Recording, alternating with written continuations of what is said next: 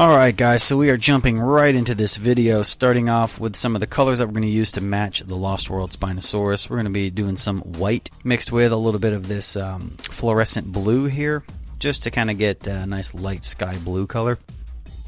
I'm going to be borrowing the colors from the Lost World Spinosaurus. I'm not going to be doing an exact repaint of it. I do want to kind of, stick with the same kind of three colors, but do that rule of cool with it to make it look a little bit more modern, kind of a modern take on the Spinosaurus. I'm going to start here with the airbrush, applying a thin layer of that light sky blue color all over the Spino. As you can see here, I do have the mouth taped off. I'm not going to paint the teeth of the mouth on this repaint.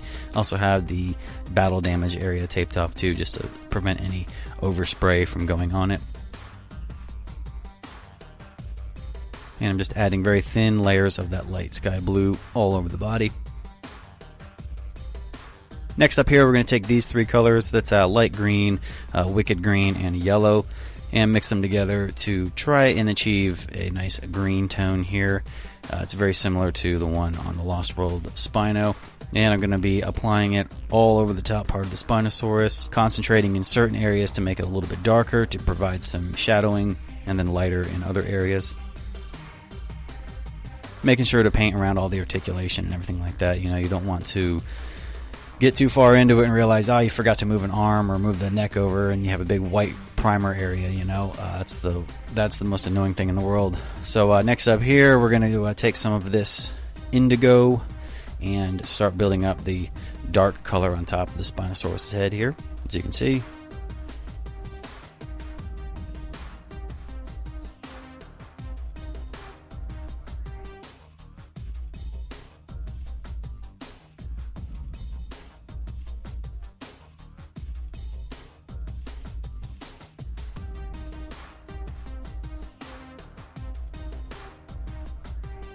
This is where taping off the inside area really comes in handy, because I don't have to worry about being super careful.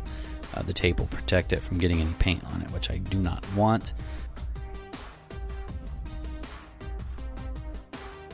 And like I said, I'm not going to go with the color pattern that the Lost World Spinosaurus has. I do want to give it some sort of like tiger stripes, just to make it look really kind of menacing and cool looking.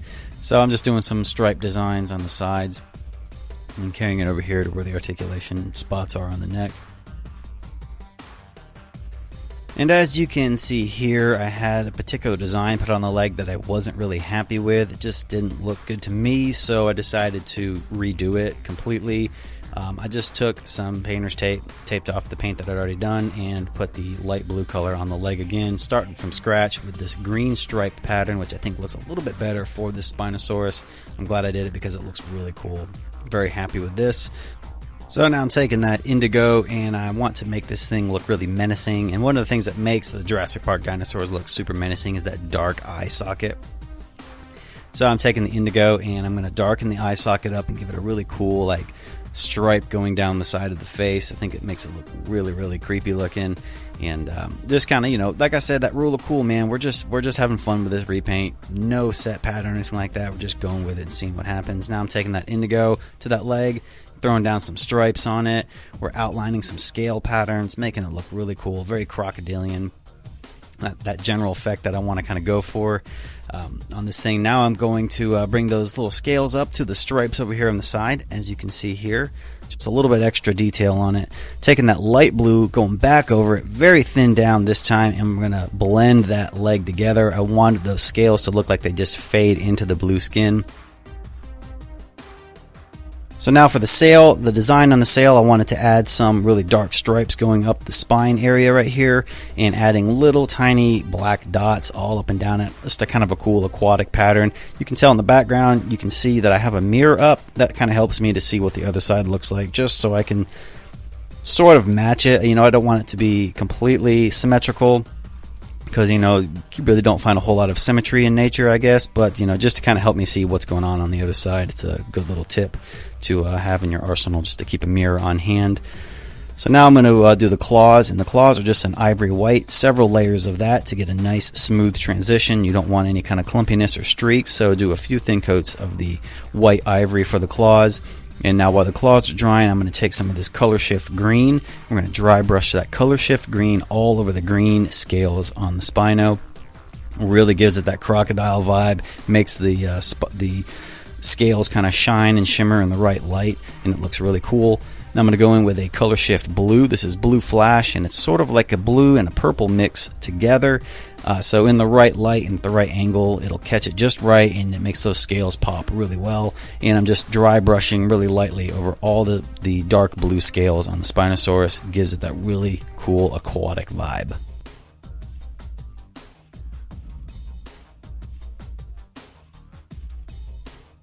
So the last step before we wrap this repaint up, I want to take some of that transparent burnt umber and apply it to the claws. Now I'm concentrating heavily on the top part of the claw that bumps up to the skin, and I'm doing these really dark lines over the top part of the claw. Really want that to stand out and be very vibrant. And then I'm taking my brush and I'm pulling that paint down. And I'm going to do this multiple times, several layers of it, as you can see here, until I get a nice dark rich claw. And then I'm going to coat it multiple times in a gloss top coat to really make it shine and pop, like you can see here.